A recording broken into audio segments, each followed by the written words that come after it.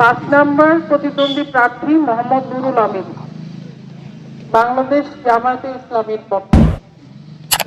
ওনার প্রতীক ছিল দাঁড়িপাল্লা। উনি টোটাল ভোট পেয়েছেন 1,18,890টি।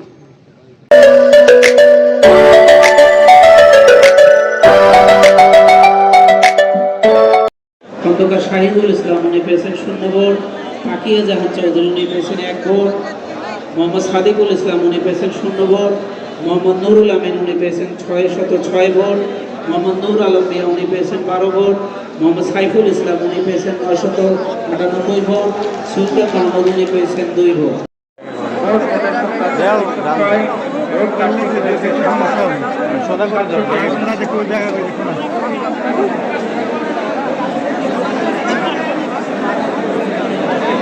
লাইভ চলতেছে আর একটু ছোট করে আমার স্ক্রিনে এখন ছোট পেয়েছেন 12। মোহাম্মদ সাইফুল ইসলাম উনি পেয়েছে 1114।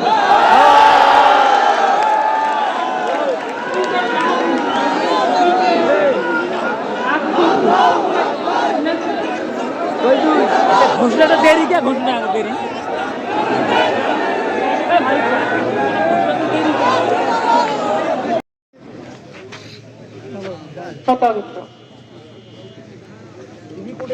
আপনি কি সবাই শুনেছেন পরিষ্কার? আসলে এক্সাইটমেন্টে আমি কথা আসলে সুন্দর করে বলতে পারছি না। আমি আবারও রিপিট করছি, আমাদের হাতে যে ফলাফল আছে আমাদের 113টি কেন্দ্রে, সেই তথ্যগুলো আমি সুন্দর করে আপনাদের সামনে আরেকবার উপস্থাপন করছি। আমাদের এখানে মোট বৈধ ভোটের সংখ্যা 2,39,898টি। বাতিলকৃত ভোটের সংখ্যা 5,072টি। সর্বমোট প্রদত্ত ভোটের সংখ্যা 2,44,970টি এবং প্রদত্ত ভোটের শতকরা হার 69.43%।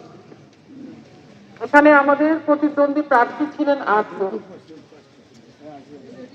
প্রথমে আবু জাফর মোহাম্মদ জাহিদ, যিনি স্বতন্ত্র প্রার্থী ছিলেন ঘোড়া প্রতীকে। ওনার প্রাপ্ত ভোটের সংখ্যা 156টি। খন্দকার শাহিদুল ইসলাম স্বতন্ত্র প্রার্থী হিসেবে ফুটবল প্রতীকে উনি পেয়েছেন 227টি ভোট। পাকিয়া জাহান চৌধুরী স্বতন্ত্র প্রার্থী এবং তার প্রতীক ছিল সূর্যমুখী ফুল এবং উনি ভোট পেয়েছেন 150টি। চতুর্থ প্রতিদ্বন্দ্বী প্রার্থী মোহাম্মদ সাদিকুল ইসলাম, আমার বাংলাদেশ পার্টি, ওনার প্রতীক ছিল রিবন এবং উনি ভোট পেয়েছেন 218টি। 5 নম্বর প্রতিদ্বন্দ্বী প্রার্থী মোহাম্মদ নুরুল আমিন, বাংলাদেশ জামায়াতে ইসলামীর পক্ষে। ওনার প্রতীক ছিল দাঁড়িপাল্লা। উনি টোটাল ভোট পেয়েছেন 1,18,890টি। আমাদের ষষ্ঠ প্রতিদ্বন্দ্বী প্রার্থী মোহাম্মদ নূর আলম মিয়া, জাতীয় পার্টি, যার প্রতীক ছিল লাঙ্গল এবং উনি সর্বমোট ভোট পেয়েছেন 1264। 7 নম্বর প্রতিদ্বন্দ্বী প্রার্থী মোহাম্মদ সাইফুল ইসলাম, উনি বাংলাদেশ জাতীয়তাবাদী দল বিএনপির পক্ষে ছিলেন, তার প্রতীক ছিল ধানের শীষ। উনি পেয়েছেন 1,16,919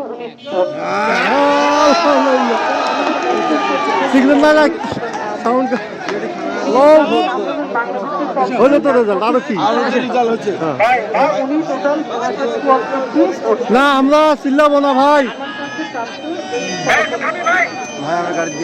হ্যাঁ যাও যাও।